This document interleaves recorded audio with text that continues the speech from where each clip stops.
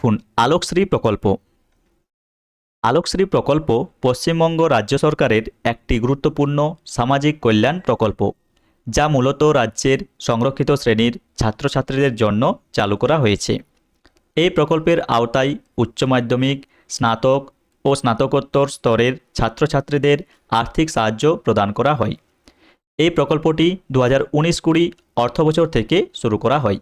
তাহলে দেখুন আলোকশ্রী প্রকল্প 2019-20 অর্থবছর থেকে শুরু করা হয়েছে। এরপর আমরা জেনে নেব আলোকশ্রী প্রকল্পের উদ্দেশ্য।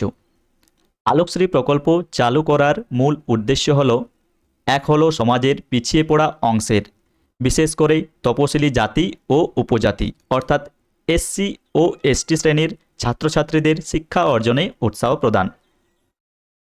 2 হলো আর্থিক প্রতিবন্ধকতা কাটিয়ে শিক্ষার সুযোগ নিশ্চিত করা।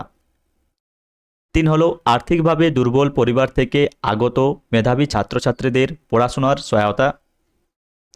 4 হলো উচ্চশিক্ষায় পিছিয়ে পড়া শ্রেণীর অংশগ্রহণ বাড়ানো। এবং 5 হলো সামাজিক আপলিফটমেন্ট নিশ্চিত করা। তাহলে দেখুন এগুলি হচ্ছে আলোকশ্রী প্রকল্পের মূল উদ্দেশ্য।